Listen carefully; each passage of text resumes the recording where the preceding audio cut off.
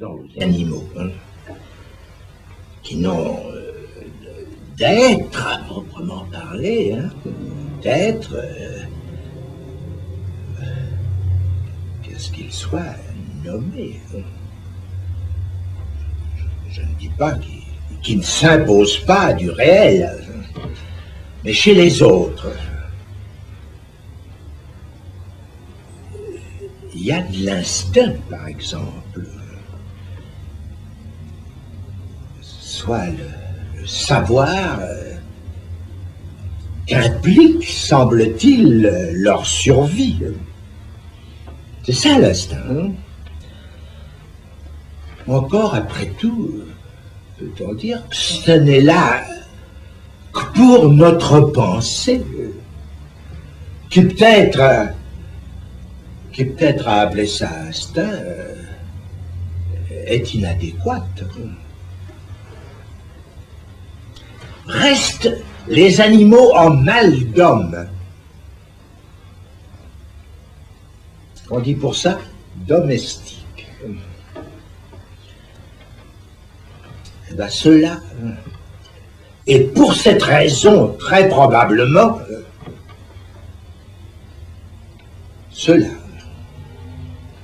des séismes les parcourent.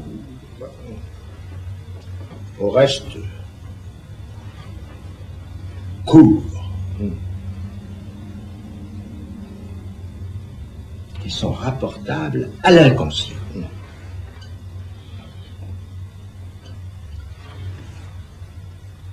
Approchons. L'inconscient, ça parle, ce qu'il fait dépendre du langage. Je vous interromps. Vous dites que l'animal, parce qu'il ne parle pas, n'a pas d'inconscient. Descartes lui disait que l'animal n'avait pas d'âme. Ça tendrait à prouver que l'inconscient, ça n'est qu'une hypothèse, une supposition. L'âme, c'est une supposition aussi. Supposition de la somme.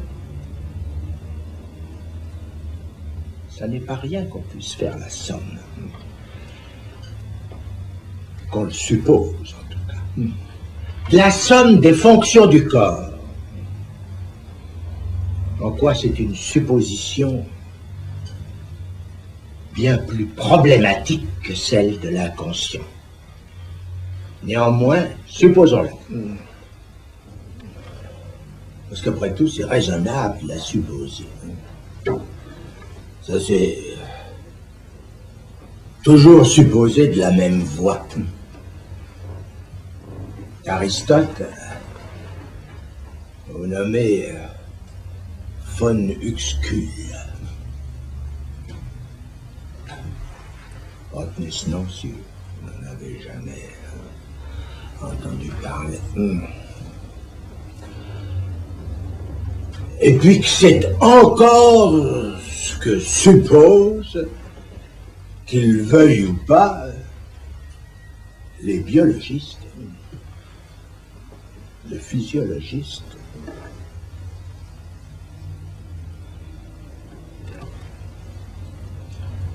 Donc l'âme est là. Bien. Alors, je dis que le sujet de l'inconscient ne touche à l'âme que par le corps. Et ce qui est plus raide, d'y introduire, je dis par le corps, la pensée. En quoi cette fois, je contredis Aristote. L'homme ne pense pas avec son âme, comme il l'imagine, le philosophe, comme il l'imagine. Il n'y a qu'à le lire pour s'en apercevoir. L'homme pense de ce qu'une structure découpe son corps et en rondelles qui n'ont rien à faire avec l'anatomie.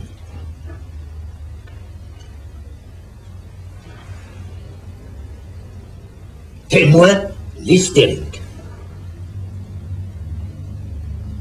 Je pense que tout de même, ça dit quelque chose à quelques-uns.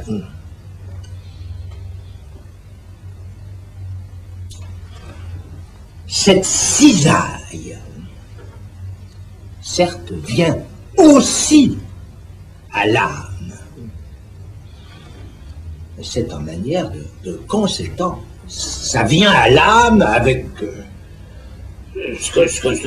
dont j'espère que quand même quelques-uns ont quelque idée, à savoir le symptôme obsessionnel.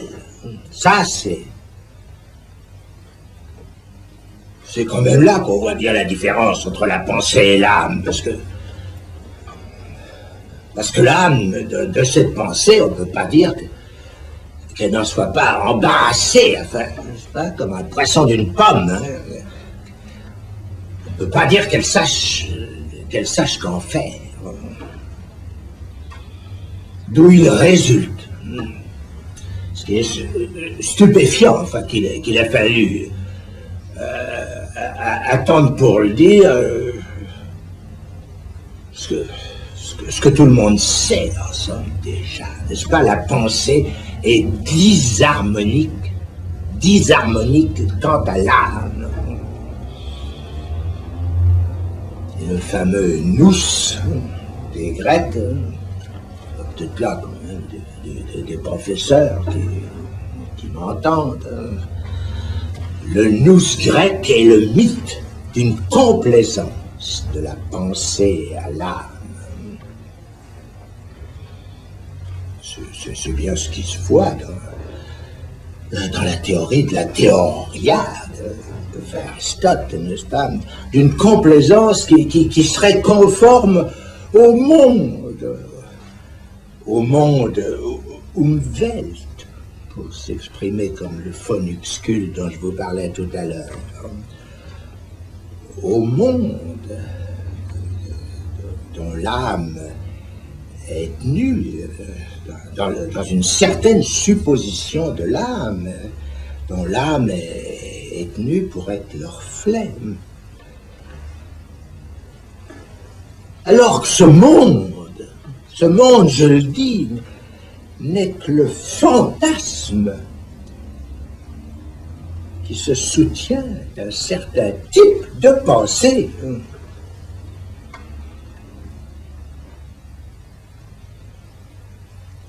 Bien sûr que c'est une réalité.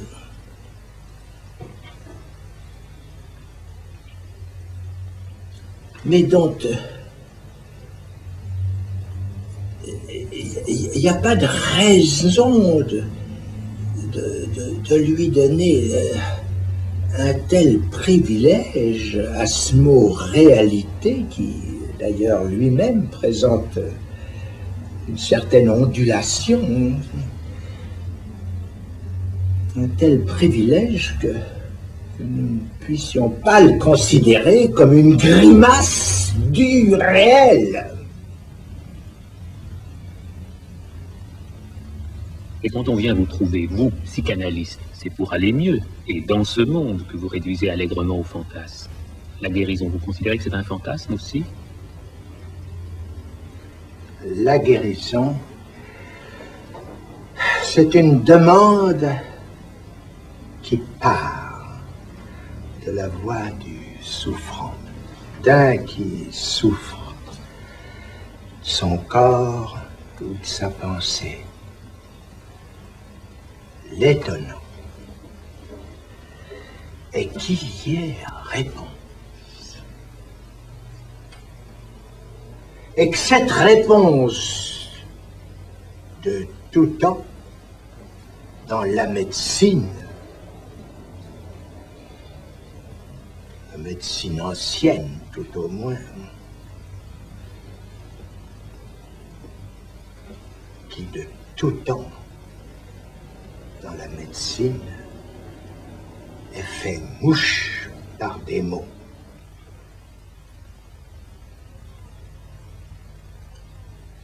Comment était-ce avant que fût repéré l'inconscient?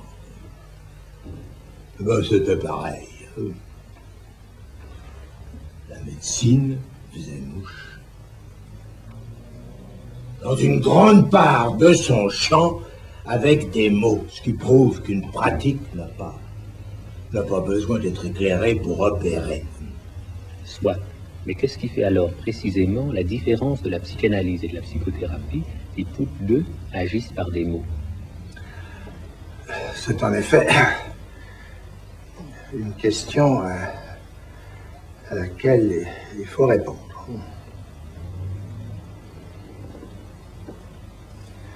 Il faut partir du fait de l'inconscient. Dans la mesure où l'inconscient y est intéressé, l'inconscient, tel que je le formule, il y a deux versants que nous livre la structure. La structure, c'est le langage. Faites bien attention ici, parce que ce n'est pas ce à quoi vous vous attendez. Le versant du sens, premier versant, c'est celui dont on croirait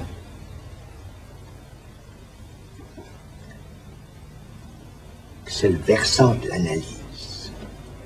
L'analyse qui nous déverse du sens à flot pour le bateau sexuel. Oui, il y a un ennui. C'est que ce qui frappe, c'est, et Dieu sait si Freud y a insisté, c'est que ce sens se réduise au non-sens.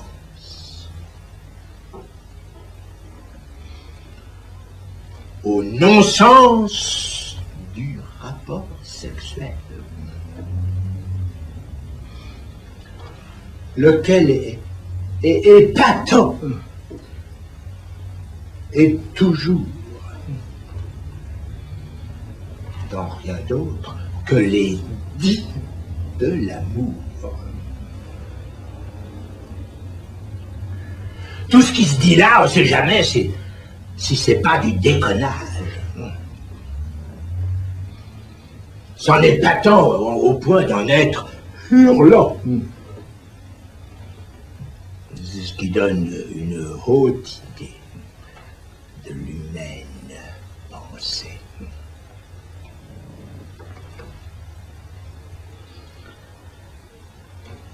En plus, il y a du sens qui se fait prendre pour le bon sens. Et par-dessus le marché, pour le sens commun, c'est le sommet du comique. À ceci près, tout de même, que le comique ne va pas sans le savoir sensible. Sensible dans ce qu'il énonce, le savoir du non-rapport qui est dans le coup du sexe. C'est là que notre dignité prend son relais. Voir sa relève. Le bon sens représente ce qui opère dans la suggestion.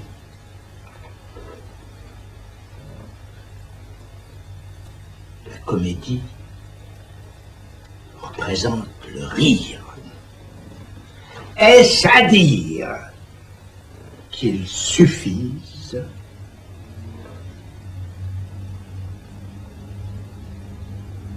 outre qu'il soit peu compatible c'est là que la psychothérapie, quelle qu'elle soit, tourne court.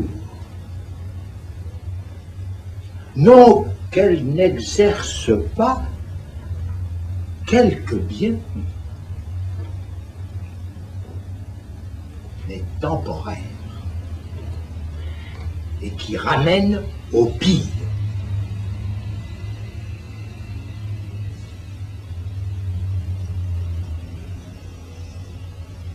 L'inconscient.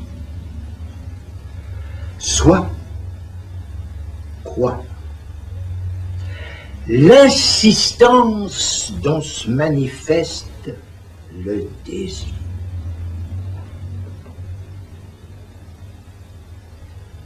Ce qui veut dire la répétition de ce que s'y demande, de ce qui s'y demande. L'inconscient nous rappelle qu'au versant du sens, je conclus, l'étude du langage oppose le versant du signe. Comment? Mais le symptôme, ce qu'on appelle tel dans l'analyse, n'a-t-il pas là tracé la voie?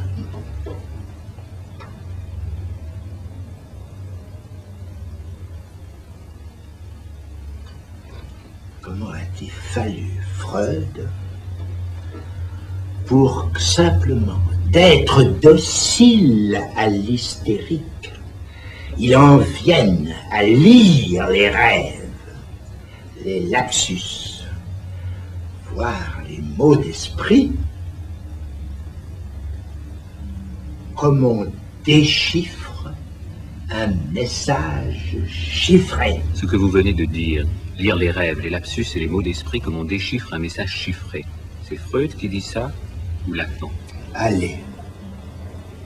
Allez au texte de Freud, réparti dans 3 livres, qui s'appellent La science des rêves, La psychopathologie de la vie quotidienne, et ce qu'on a traduit le mot d'esprit, le Witz.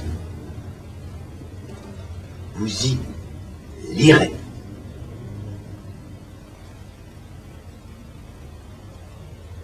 Qu'il ne s'agit de rien d'autre que d'un déchiffrage de dimensions signifiantes pures. À savoir qu'on commence toujours,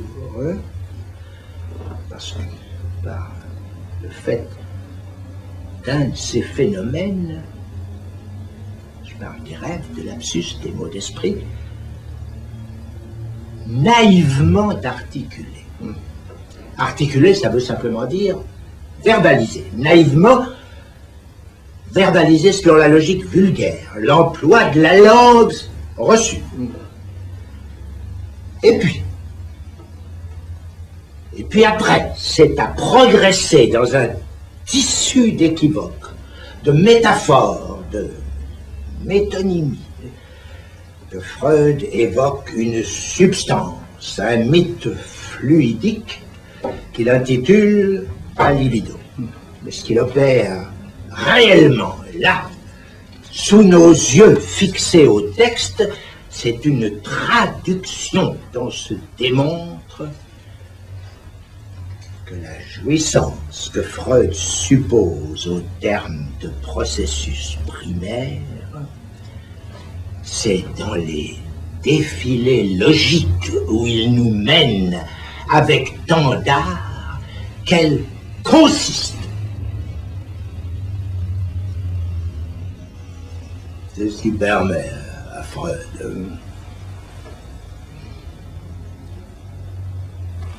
en partant de « je ne l'aime pas »,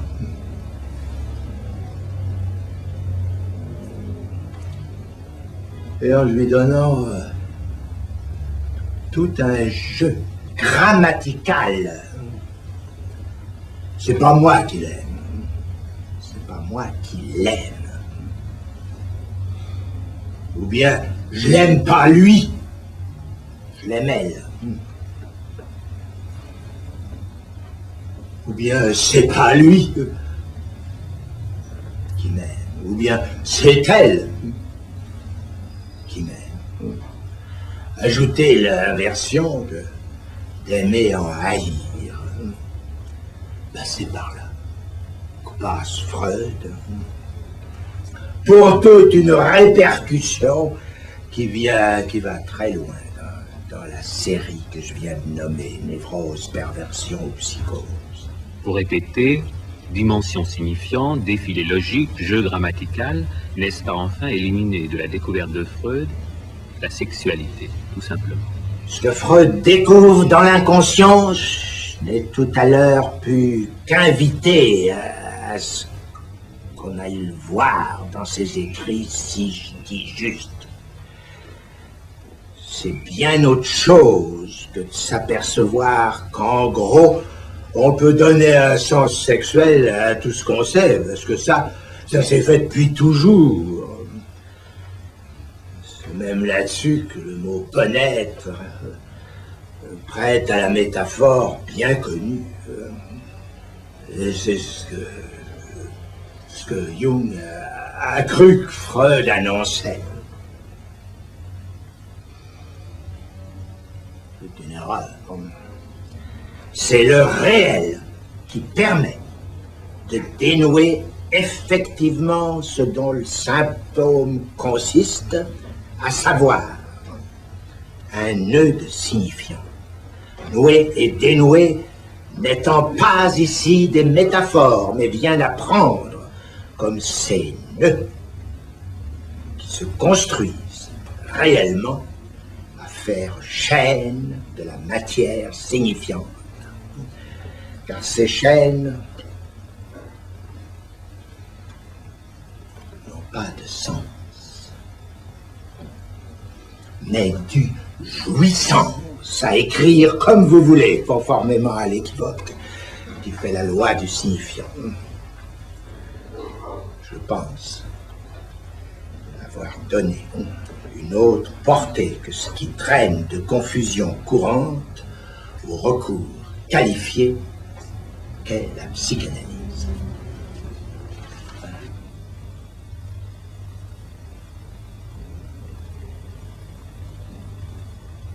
Il y a aujourd'hui une rumeur qui dit la chose suivante. Si on jouit si mal, c'est qu'il y a répression sur le sexe. Et on ajoute, c'est la faute premièrement à la famille, deuxièmement à la société et particulièrement au capitalisme. Ça, c'est une question, suis-je laissé dire, parce que pour question, j'en parle. Une question qui pourrait s'entendre de votre désir de savoir comment y répondre vous-même à l'occasion. Soit si elle vous était posée par une voix plutôt que par une personne. Une voix ne se concevoir que comme provenant de la télé. Une voix qui n'existe pas, ça ne rien dire. La voix pourtant, au nom de quoi, moi, je fais exister cette réponse qui est interprétation. À le dire crûment, vous savez, j'ai réponse à tout. Moyennant quoi vous me prêtez la question. Vous vous fiez au proverbe qu'on ne prête qu'aux riches. Avec raison. Qui ne sait? C'est du discours analytique que j'ai fait fortune. En quoi je suis un self-made man. Il y en a eu d'autres, mais pas de nos jours.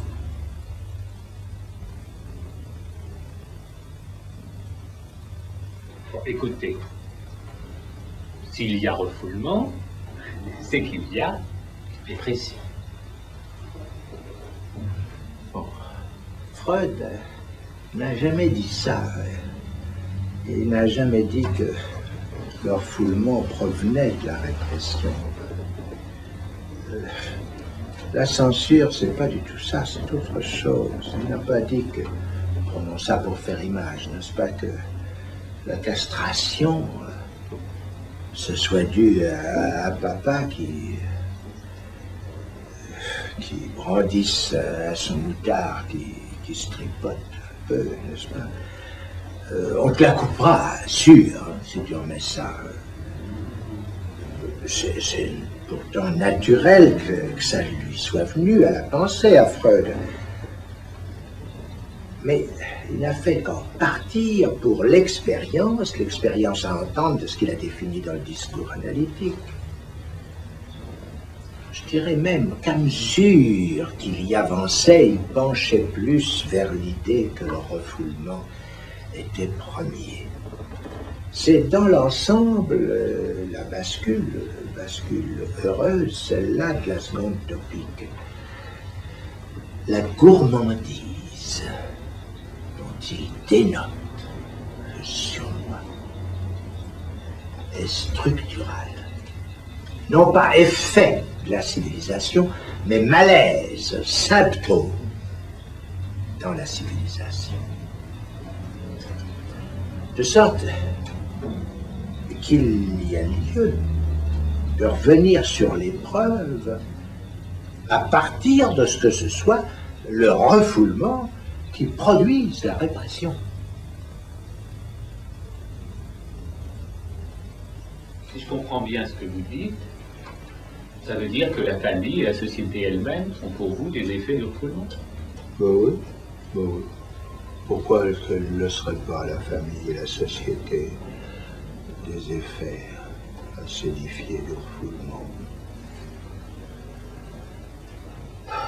Pourquoi pas? La société et la famille, chez l'aide parlant, ça me paraît pas du tout frappant que ça ressemble aux autres sociétés, d'autres animaux. Ça se pourrait bien. Ça se pourrait bien de ceci qui fait sont spécifiques à cette aide parlant que l'inconscient existe. Ce motif de la structure, soit du langage. Freud élimine si peu cette solution que, après tout, c'est pour en trancher qu'il s'acharne sur l'état de l'homme au loup. À qui ça ne réussit pas mieux pour ça. C'est un ratage, ratage du cas, mais en somme de peu. Auprès de sa réussite, celle d'établir le réel des faits. L'ennui, c'est que ce réel, ça ne s'établit pas d'un seul cas. Et même dans ce cas, ça reste énigmatique. Oui, évidemment, il faudra la poser, la question. Savoir si, après tout, cette énigme, c'est pas au discours analytique lui-même comme institution qu'il faut l'attribuer. Ça peut se concevoir. On peut aussi penser que ça peut avoir un résultat qui aille plus loin. Car si ça en reste là, bien sûr, point d'autre cours que le projet de la science pour venir à bout de la sexualité. J'ai dit projet parce que, enfin, la sexologie, c'est un fait que ça reste strictement à l'état de projet. C'est pas parce que Freud y insiste. Après tout, il s'en remettait là, ce qui se conçoit. C'était tout de même une confiance des plus gratuites, même pour lui. Ce qui en dit beaucoup sur son éthique. Écoutez, c'est vraiment pas gai tout ce que vous dites là. Il y a quand même un certain nombre qui essayent d'en sortir. Oui. Effervescence. Ou pourquoi pas le discours analytique peut n'être pas pour rien. Oui.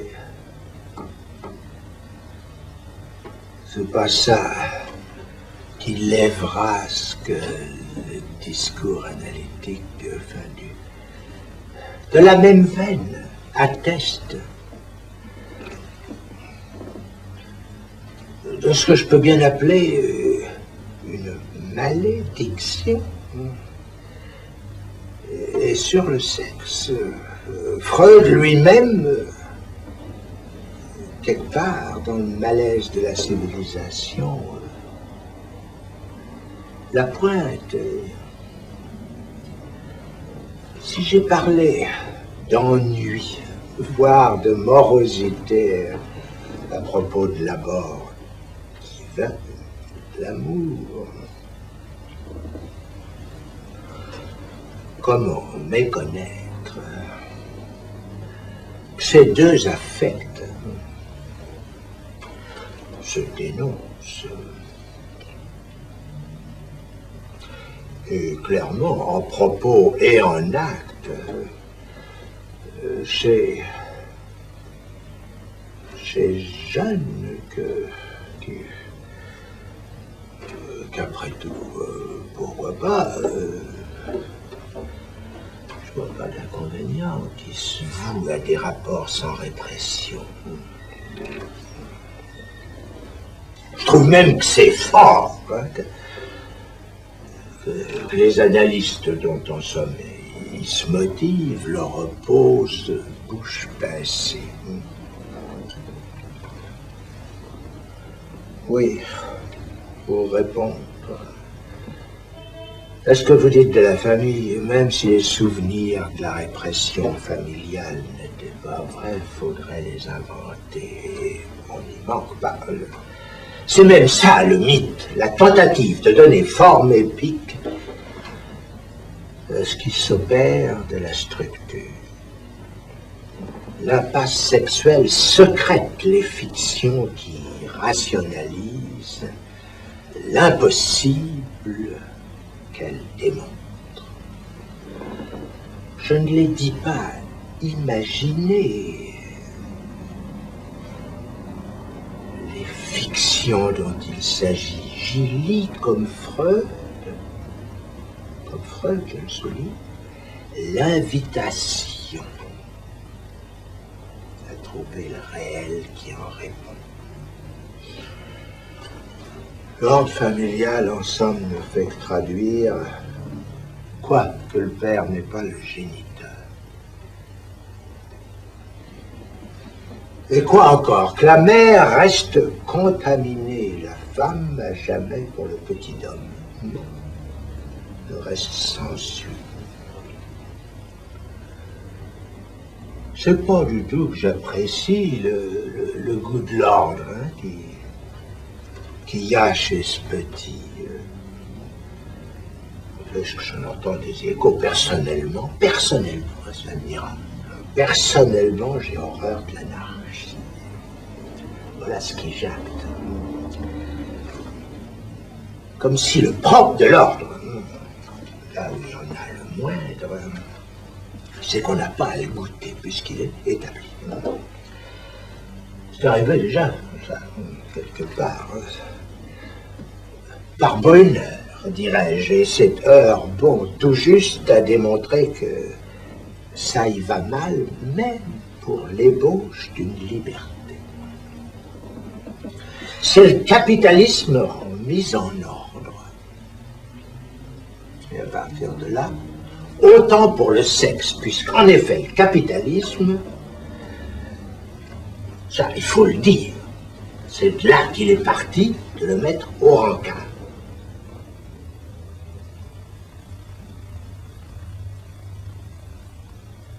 Je me demande d'où vous vient l'assurance de prophétiser, comme vous l'avez fait naguère, que le racisme a bien de l'avenir. Pourquoi diable dites-vous ça? Oui. Je le dis parce que ça me paraît pas drôle. Et pourtant, j'en ai pas fait un grand état. J'ai terminé une année un séminaire là-dessus. C'est mieux de savoir, enfin, ce à quoi on peut s'attendre.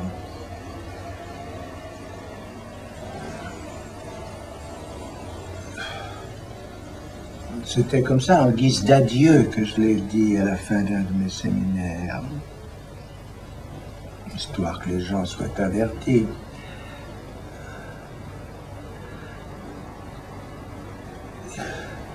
La seule chose qui serait intéressante, et justement que je n'ai pas du tout eu à ce moment à commenter, c'est en quoi ça me paraît non seulement prévisible, parce qu'il y en a toutes sortes de symptômes, mais nécessaire. C'est nécessaire du fait de ce que j'appelle, ou ce que j'essaie de faire sentir, de l'égarement de notre jouissance.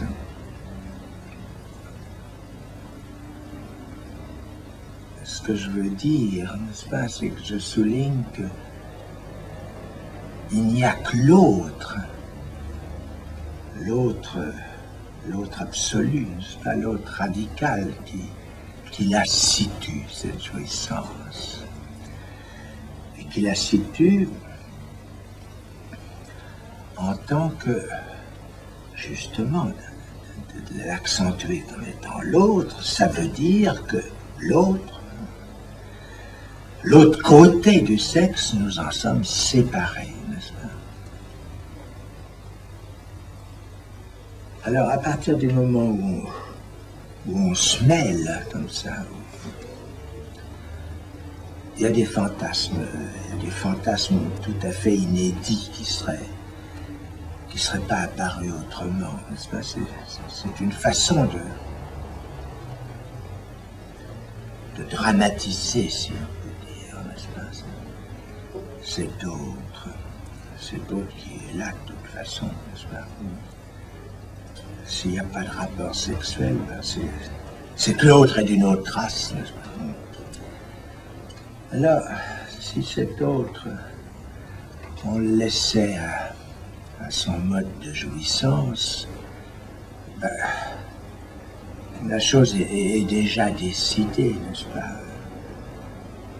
On ne pourrait le faire que si depuis longtemps on ne lui avait pas imposé le nôtre. On pourrait le faire si les choses n'en étaient pas au point qu'il n'y a plus qu'à le tenir pour un sous-développé. Ce qu'on ne manque pas naturellement. Il s'ajoute à tout ça la précarité de notre mode à nous de jouissance.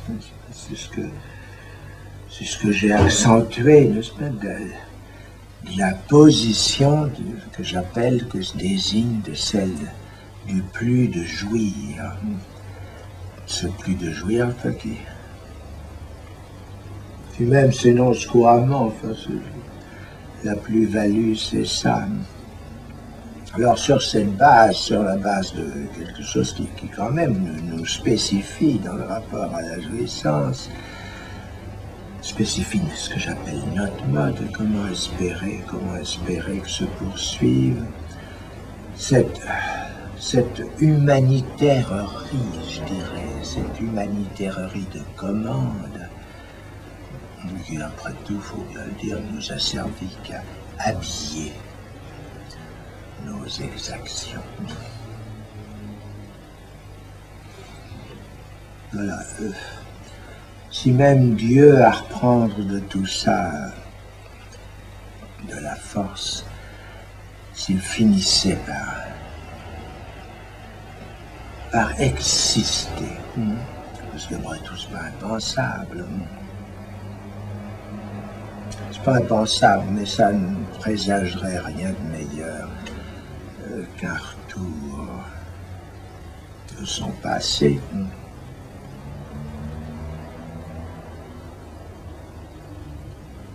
d'un passé, en fin de compte, plutôt funeste.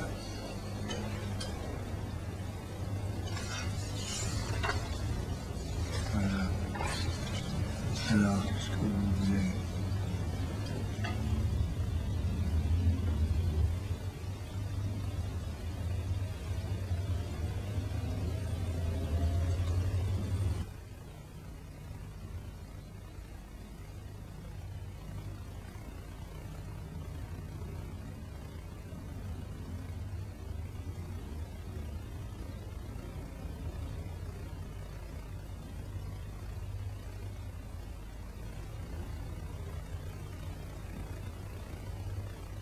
Vous dites, l'inconscient, ça parle. Ça implique, si je vous comprends bien, qu'on l'écoute. Mais est-ce qu'on l'écoutait avant que Freud n'invente la psychanalyse? À mon sens, oui. Je vais jusque-là.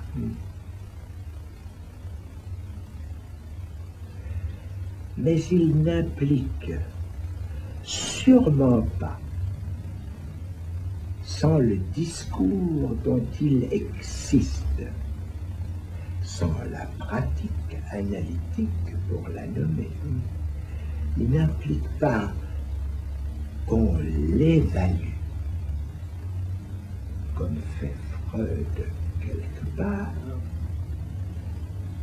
Fin du chapitre sur le travail du rêve, dans la Traumdeutung, qu'on l'évalue comme savoir, qui ne pense pas, ni ne calcule, ni ne juge. Je le cite. Ce qui ne l'empêche pas de travailler dans le rêve. Et comment? Ça ne vous inspire rien? C'est le travailleur idéal. Celui dont Marx a fait nommément la fleur de l'économie capitaliste dans l'espoir de lui voir prendre le relais du discours du maître.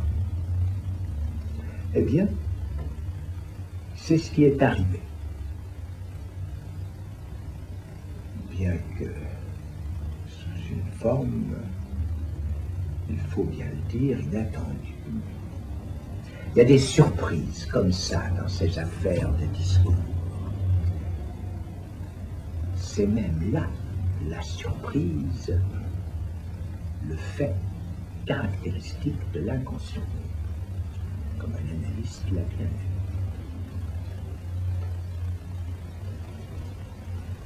Qu'est-ce que vous entendez par discours analytique? Le discours que je dis analytique, c'est le lien social déterminé par la pratique d'une analyse. Et il vaut, c'est là ce que j'apporte, il vaut d'être porté à la hauteur des plus fondamentaux parmi les liens qui restent pour nous en activité.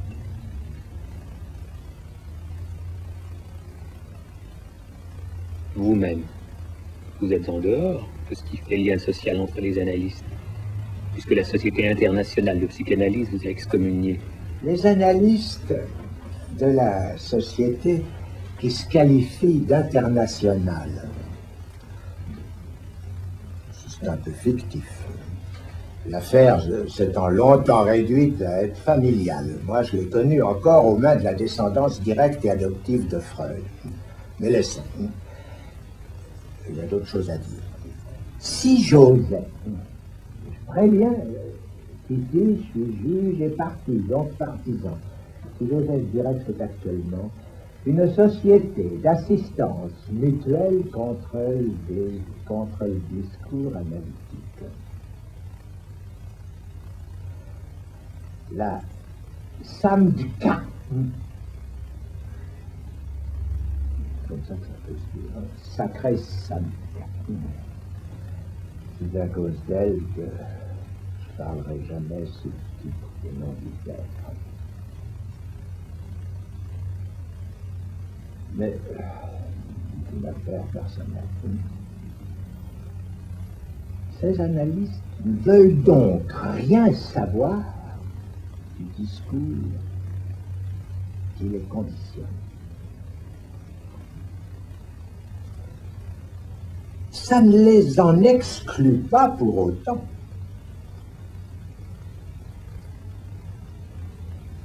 Puisqu'ils fonctionnent comme analystes.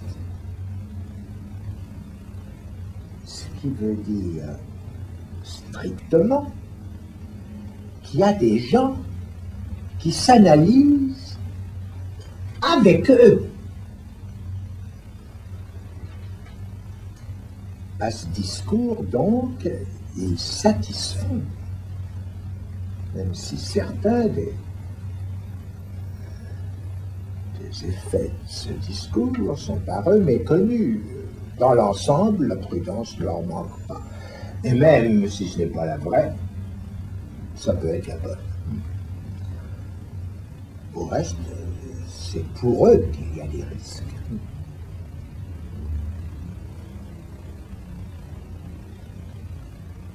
C'est très intéressant, ces histoires d'analystes. Mais les psychologues, les psychothérapeutes, les psychiatres, eux, c'est à la base, à la dure, qu'ils se coltinent toute la misère du monde. Et l'analyste pendant ce temps.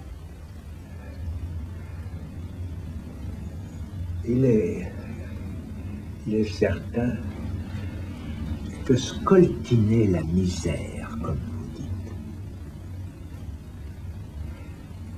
c'est entrer dans le discours qui la conditionne,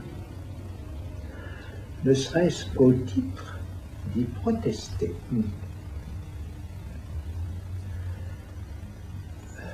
Rien que dire ceci me donne position que certains situeront de réprouver la politique. J'affirme que c'est ce que, quant à moi, je tiens pour quiconque exclu.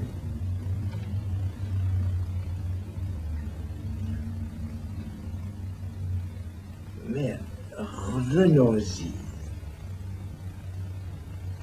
dans le fait.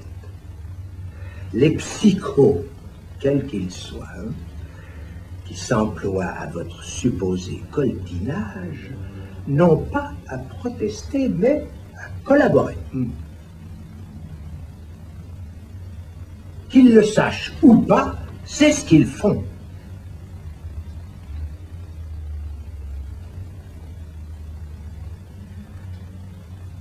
C'est bien commode. Me fais-je à moi-même rétorsion facilement. Bien commode cette idée de discours pour réduire le jugement à ce qu'il détermine.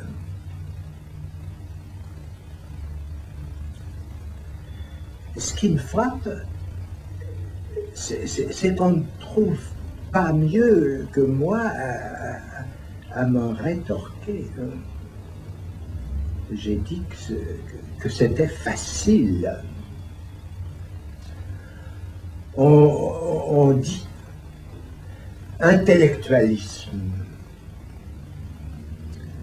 concernant ce que j'avance. Ça ne fait pas le poids. Quand il s'agit de savoir qui a raison. Ce d'autant moins qu'à rapporter cette misère au discours du capitaliste, ce que je fais aussi bien.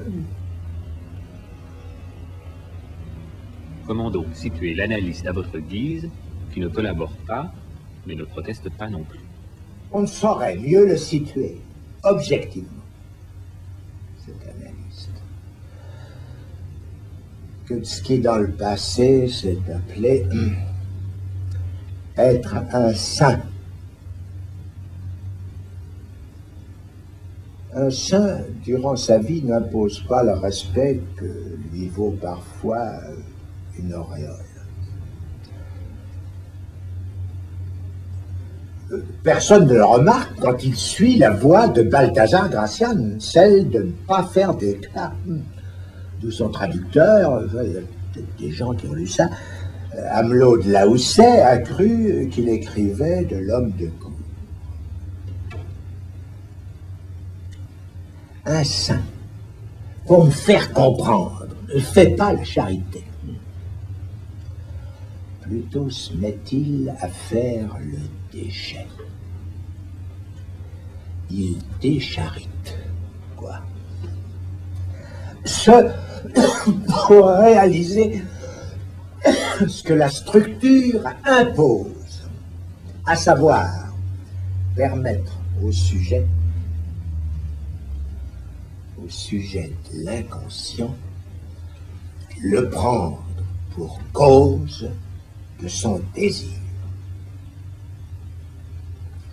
C'est de l'abjection de cette cause, en effet, que le sujet en question a chance de se repérer, au moins dans la structure.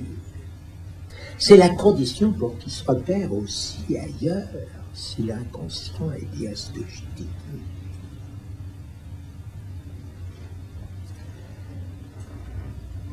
Et supporter cette abjection pour le saint, c'est pas drôle. Hein? Mais j'imagine que pour quelques oreilles, au moins à cette télé, ça recoupe bien des étrangetés, ce que j'appellerais les faits de saint. Les faits de saint, ça est effet de jouissance qui n'en a le sens avec le jouit.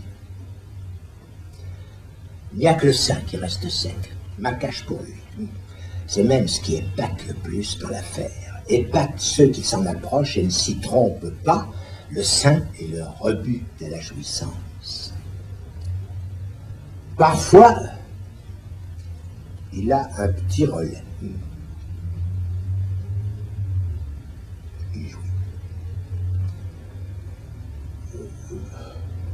Il ne s'en contente pas pour autant plus que tout le monde. Il n'opère plus pendant ce temps-là.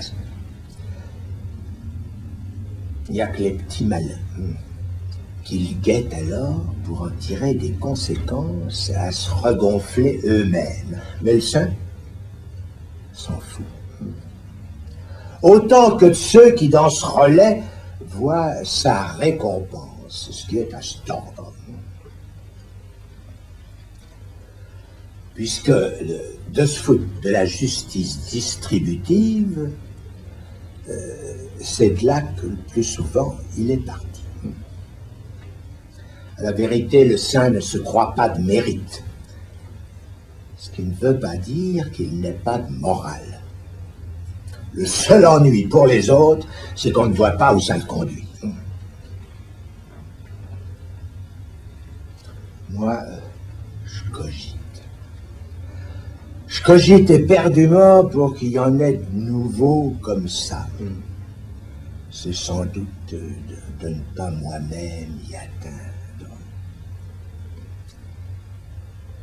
Plus on est de saints, plus on rit. C'est mon principe. Ça pourrait être la sortie du discours capitaliste. Mais ça ne constituera pas un progrès si ça ne se passe que pour certains.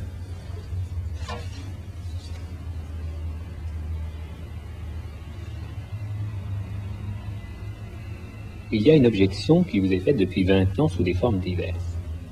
Vous dites, l'inconscient ça parle. Et de ce qui ne parle pas, qu'est-ce que vous en faites? Qu'est-ce que vous faites des émotions, des affects, par exemple? Oui.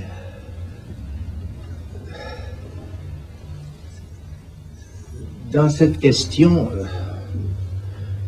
vous imitez, enfin, vous reprenez les gestes avec lesquels on fait un air de patrimoine dans la Sancta. Parce que, vous le savez, enfin, au moins à Paris, dans la Sancta, les éléments dont on se sustente proviennent tout de même de mon enseignement. Ils filtrent de partout. C'est un vent qui fait bise quand ça souffle trop fort. Alors, on revient aux vieux gestes, à ceux qui réchauffent. On se pelotonne en congrès. Qu'on me réponde seulement sur ce point. Un affect, ça regarde-t-il le corps?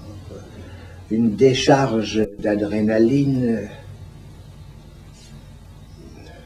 est-ce du corps ou pas? Que ça en dérange les fonctions, c'est vrai.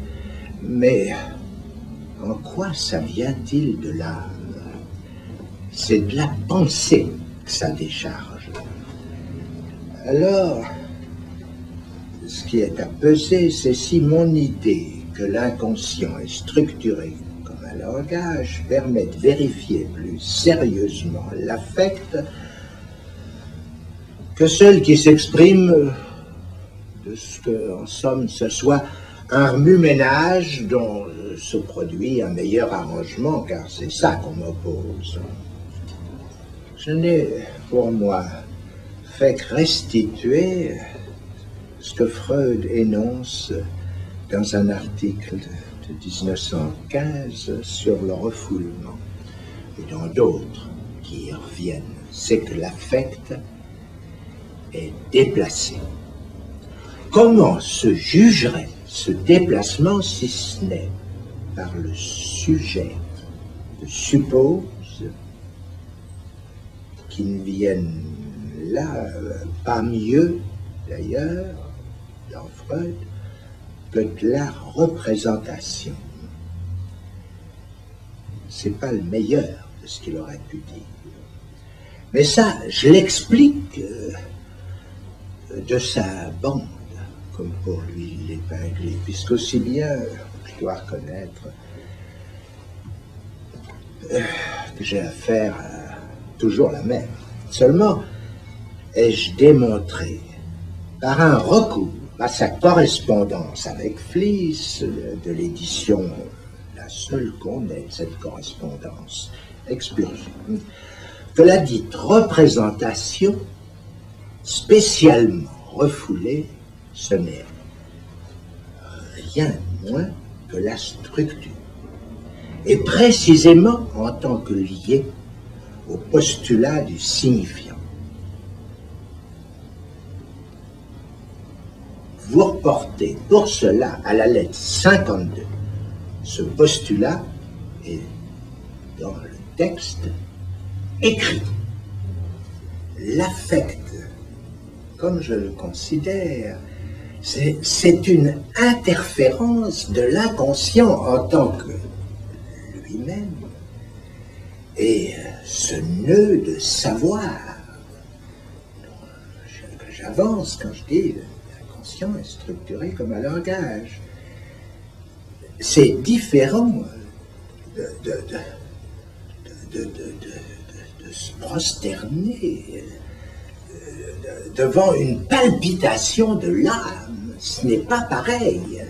Reconsidérer l'affect à partir de mes dires reconduit en tout cas à ce qui s'en est dit dessus.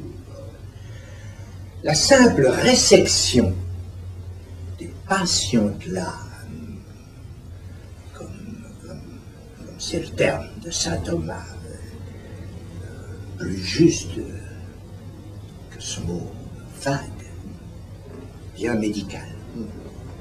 La résection depuis Platon de ces passions selon le corps tête, cœur, voire comme il dit, pour ce qui est plus bas, et curieusement d'ailleurs, épitulia, ce qui semble impliquer surcœur. Cette résection ne témoigne-t-elle pas déjà de ce qu'il faille pour leur abord en passer par le corps, lequel, je dis, est affecté par la structure? La tristesse, par exemple, on la qualifie de dépression, à lui donner l'âme pour support. La tension psychologique, par exemple, du philosophe Pierre Janet. Mais ça n'est pas un état d'âme. C'est simplement une faute morale, comme s'exprime Dante, voire Spinoza, un péché. Ce qui veut dire une lâcheté morale qui ne se situe en dernier sort que de la pensée, soit du devoir de bien dire ou de s'y retrouver dans l'inconscient, dans la structure. D'ailleurs, ce qui s'ensuit, pour peu que cette lâcheté d'être rejet de l'inconscient aille à la psychose, c'est ce que je définis, du retour dans le réel de ce qui est rejeté, du langage dans l'occasion, et c'est l'excitation maniaque par quoi ce retour se fait mortel. À l'opposé de la tristesse, ce qu'il y a, c'est le gai savoir, lequel est, lui, une vertu. Une vertu, d'ailleurs, n'absout personne du péché originel, comme chacun sait.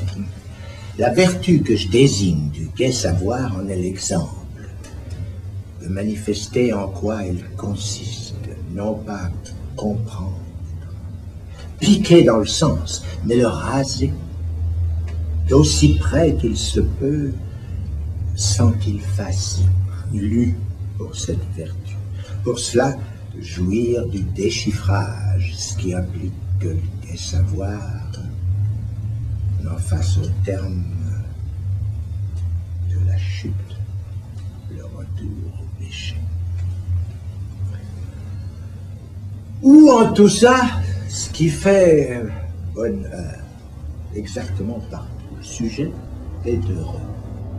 C'est même sa définition, puisqu'il peut rien voir qu'à l'heure, à la fortune, autrement dit, et que toute heure lui est bon pour ce qu'il maintient, soit pour qu'il se répète. L'étonnant n'est pas qu'il soit heureux sans soupçonner ce qui l'y réduit, sa dépendance de la structure. L'étonnant, c'est qu'il prenne idée de la béatitude. C'est pas pareil. Qu'il en prenne idée assez loin pour qu'il s'en sente exilé. Heureusement que là, nous avons le poète pour vendre la mèche, Dante, que je viens de citer, et d'autres. Or, ces roulures qui font cagnotte au classicisme. Un regard, celui de Béatrice, soit 3 fois rien, un battement de paupières, et le déchet exquis qui en résulte. Et voilà surgit l'autre. L'autre que nous devons identifier à sa jouissance, à elle. Celle que lui, Dante, ne peut satisfaire, puisque d'elle, il ne peut avoir que ce regard, que cet objet, mais dont il nous énonce que Dieu la comble semble, c'est même de sa bouche à elle qu'il nous provoque à en recevoir l'assurance. Paradiso. À quoi répond en nous ennui. Mots dont à faire danser les lettres comme au cinématographe jusqu'à ce qu'elles se replacent sur une ligne. J'ai recomposé le terme unien, dont je désigne l'identification de l'autre à l'un. Je dis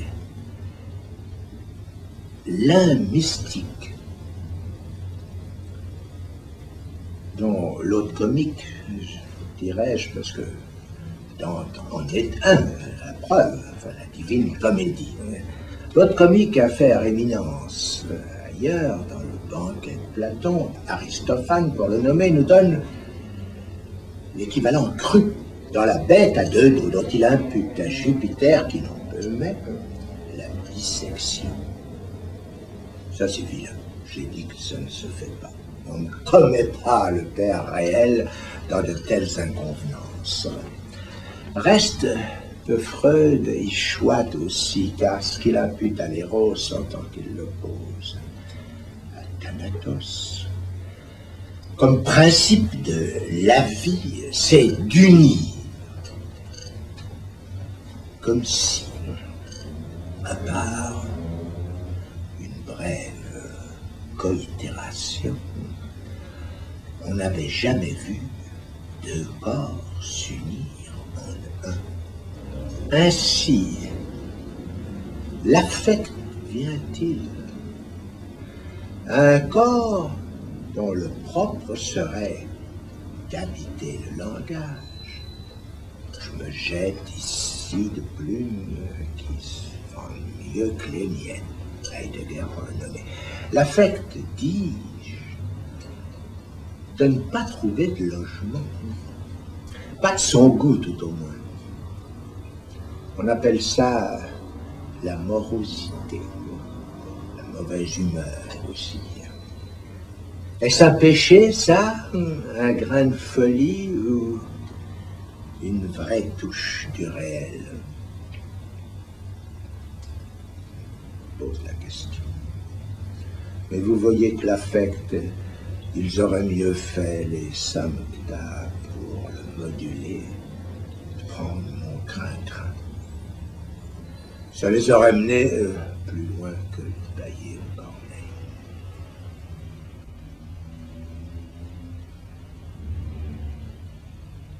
Je vous propose comme exercice de répondre aux 3 questions de Kant. Et d'abord, que puis-je savoir? Alors là, la réponse, c'est simple. C'est ce que je passe mon temps à énoncer. Rien qui n'est la structure du langage, en tout cas. Ça répète Kant. Ça ne le répète justement pas, malgré la référence à la logique, ça ne le répète qu'à ceci près, qu'il y a eu la découverte des faits de l'inconscient. Le sujet de l'inconscient, lui, embraye sur le corps. Faut-il que je revienne sur ce qui se situe véritablement que d'un discours, soit ce dont l'artifice fait tout le concret. Mais c'est un concret, combien? Quoi de là peut se dire du savoir qui existe pour nous dans l'inconscient, mais qu'un discours seul articule? Quoi peut se dire dont le réel nous vienne par ce discours? Ainsi se traduire votre question dans mon contexte. C'est-à-dire qu'elle peut paraître folle. Est-ce que, oui ou non, vous pouvez enseigner ce que le discours analytique vous apprend sur le rapport des sexes? Peut-on dire, par exemple, que si l'homme veut la femme, il ne l'atteint qu'a échoué dans le champ de la perversion. C'est pourtant ce qui se formule de l'expérience instituée du discours psychanalytique. Et si ça se vérifie, est-ce enseignable à tout le monde, c'est-à-dire scientifique, puisque la science, c'est comme ça, elle s'est frayé la voie de partir de ce postulat.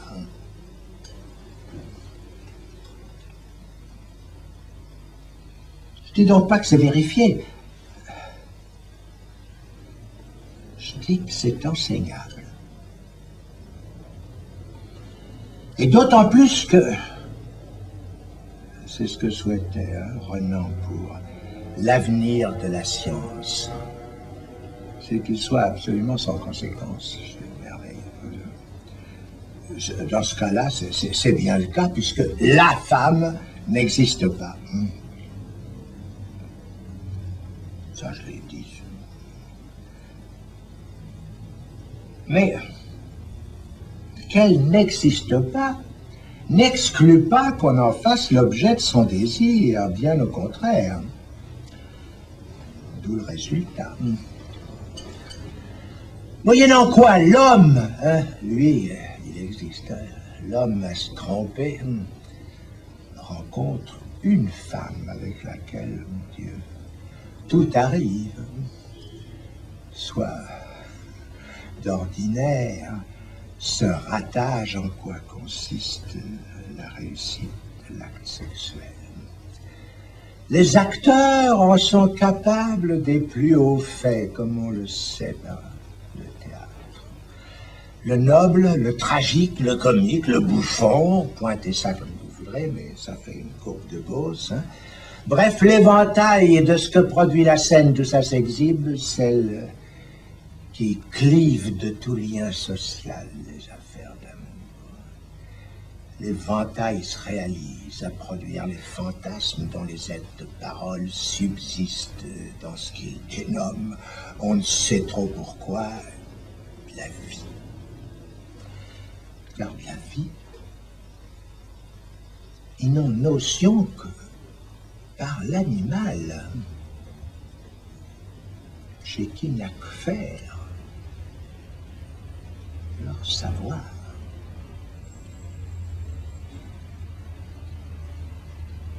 La femme n'existe pas. L'homme, lui, existe. On ne peut pas dire que ça rende la vie facile, ni que ce soit simple à comprendre. Oui, je regrette que en effet, ça paraisse un petit peu compliqué, mais j'y peux rien. C'est pas moi qui ai fait, ni l'homme ni la femme. Enfin, un autre s'en est chargé, enfin, d'après la légende, n'est-ce pas? Bon. Alors, posons d'abord cet axiome, non que l'homme n'existe pas, ça c'est le cas de la femme, mais qu'une femme ne peut que se l'interdire. Je parle de l'homme. Et ça, pas de ce que ça soit l'autre, parce que l'autre, ses mœurs, nous n'en savons rien, n'est-ce pas? Mais de ce qu'il n'y a pas de l'autre, il n'y a pas l'autre de l'autre.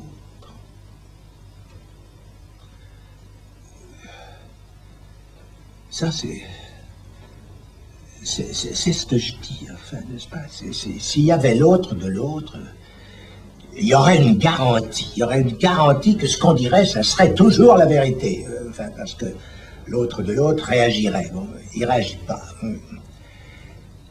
Au niveau de l'autre, ce qu'on dit passe toujours pour la vérité. Mais c'est pas sûr, la langue.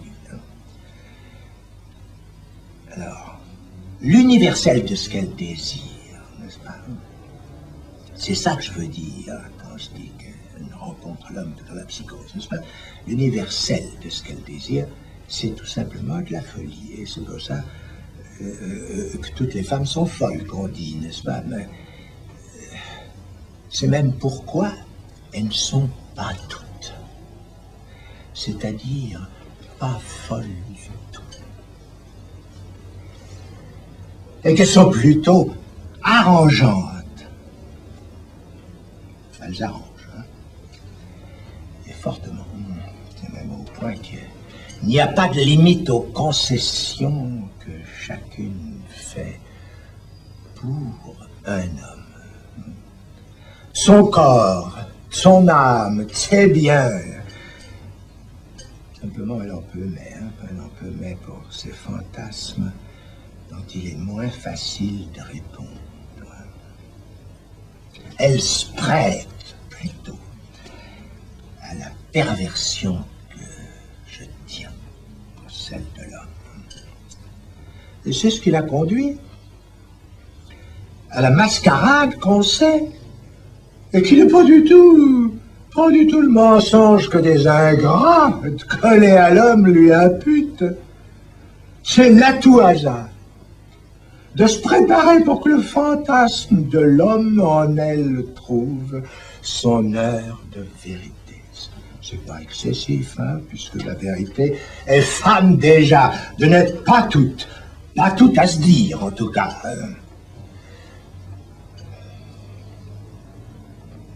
C'est en quoi la vérité se refuse plus souvent qu'à son tour, exigeant de l'acte des airs de sexe qui ne peut tenir, en quoi c'est le ratage, réglé comme papier à musique, mais laissons ça travioleuse. C'est bien pour la femme que n'est pas fiable l'axiome célèbre de M. Fenouillard. Et que, passé les bornes, il y a pour elle la limite. Hein, à pas oublier, hein, ça. Par quoi, de l'amour, ce n'est pas le sens qui compte, mais bien le signe, comme ailleurs. C'est même là tout le drame. Hein. Et l'on ne dira pas qu'à traduire le discours analytique, hein, je me dérobe en tout cas, moi qui vous parle. Comme ça se fait ailleurs. Que dois-je faire? Ouais. Ben là-dessus, sur que dois-je faire, hein,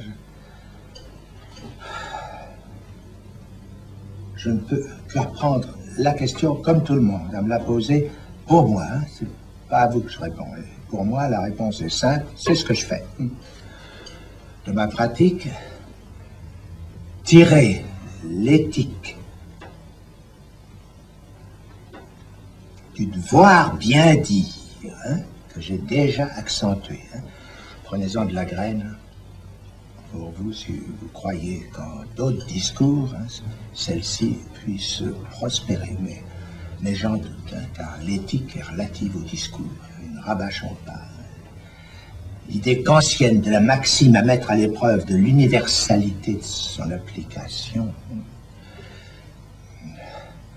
n'est qu'une grimace, hein, dont s'esbigne le réel, d'être pris d'un seul côté. Je suis en train de parler du côté homme, hein, de Kant.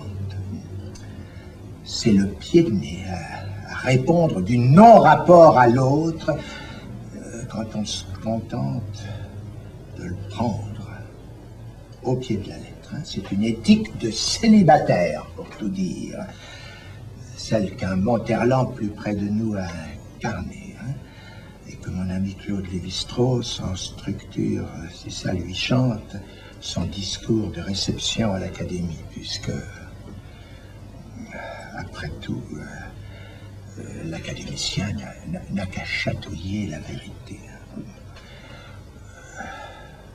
Il est sensible d'ailleurs que grâce à vos soins, c'est là que j'en suis pour l'instant. L'exercice vous amuse, et je le prouve, puisque vous allez répondre à la troisième question. Que m'est-il permis d'espérer? Bon, celle-là, hein, celle-là, au contraire de la précédente, je l'adopte pas c'est pas à moi que je me la repose, je vous la renvoie, c'est-à-dire que je l'entends cette fois comme venant de vous, parce que pour ce que j'en fais pour moi, j'y ai déjà répondu, hein, un petit peu comme ça avant. Hein. Comment me concernera-t-elle sans me dire quoi espérer, hein? Pensez-vous l'espérance? Ça arrive, comme sans objet. Hein. Vous donc, comme à tout autre à qui je donnerais du vous, d'ailleurs c'est à ce vous que je réponds. Espérez, hein, ce qui vous plaira. Hein. Sachez seulement que j'ai vu plusieurs fois l'espérance qu'on appelle les lendemains qui chantent. Mener des gens que j'estimais autant que je vous estime au suicide. Tout simplement, oui. Pourquoi pas, hein, le suicide est le seul acte qui puisse réussir sans passer par le ratage. Si personne n'en sait rien de ce que là j'avance, de mon expérience, hein, c'est qu'il procède, cet acte, du parti pris ne rien savoir. Là encore Monterland, là, oui, alors qu'on y pense, oui. Sans Claude Lévi-Strauss, je n'y penserais probablement pas. Pour que la question de Kant ait un sens, je la transformerai en d'où vous espérez. C'est d'où qui est important. En quoi vous voudriez savoir ce que le discours analytique veut vous promettre, puisque pour moi, c'est tout cuit. Hein. La psychanalyse, pardonnez-moi, vous permettrait d'espérer assurément de tirer au clair l'inconscient dont vous êtes sujet. Mais chacun sait que je n'y encourage personne. Personne dont le désir ne soit pas décidé. Bien plus. Excusez-moi de parler des vous de mauvaise compagnie. Je pense qu'il faut refuser le discours analytique aux canailles. C'est sûrement là ce que Freud déguisait d'un prétendu critérium de culture. Il faut dire que les critères d'éthique ne sont malheureusement pas plus certains. Quoi qu'il en soit, c'est d'autres discours qui se jugent avant l'entrée dans l'analytique. Et si j'ose articuler que l'analyse doit se refuser aux canailles, c'est que les canailles, ça les rend bêtes. C'est certes une amélioration, hein, mais sans espoir, pour reprendre votre terme.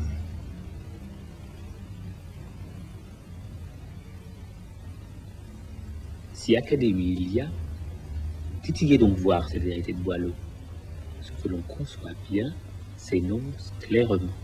Votre style, etc. Ouais. Alors, si je vous réponds du tac au tac, je vous dis quoi, hein? Il suffit de 10 ans pour que ce que j'ai écrit, non seulement devienne clair pour tous, mais qu'on vienne me dire comme ça, qu'on l'a prise pour guide. Hein? J'ai vu ça pour ma thèse, ou pourtant, c'est pour ça que je ne l'ai pas encore réédité, ou pourtant mon style n'était pas encore cristallin. C'est un fait d'expérience. Hein? Néanmoins, pour la suite, ça serait vous renvoyer au calende. Alors, je vous réponds. Hein? Je rétablis que ce qui s'énonce bien, l'on, cher, l'on le conçoit clairement. Hein.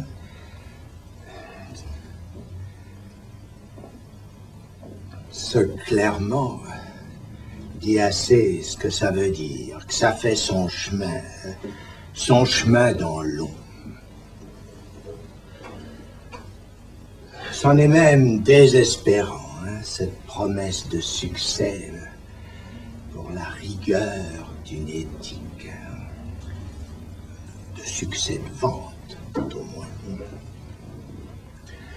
Ça nous ferait sentir le prix de la névrose, par quoi se maintient ce que Freud nous rappelle, que ce n'est pas le mal, hein, mais le bien qui engendre, qui nourrit la culpabilité.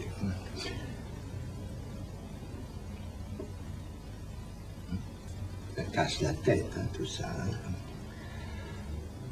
Impossible de se retrouver là-dedans sans un soupçon, au moins, de ce que veut dire la castration. Et comme ça, parenthèse, enfin ça pourrait peut-être nous éclairer, enfin, sur l'histoire que Boileau là-dessus laissait courir, hein, clairement, pour qu'on s'y trompe. Je veux dire qu'on y croit, hein, cette histoire de Jargue, qui lui était arrivée là, dans son enfance, soi-disant. Le Médi, M-E-D-I-T, hein, installé dans son ocre réputé. Il n'est pas de degré du Médi encroupir. Ça, c'est de Boileau. Hein. Alors, ce Médi, n'est-ce pas, que je viens de remettre en place, tout de même, j'ai peine à l'attribuer à l'auteur du vers, enfin celui que je viens de citer, du vers qui humorise si bien ce mot Médi.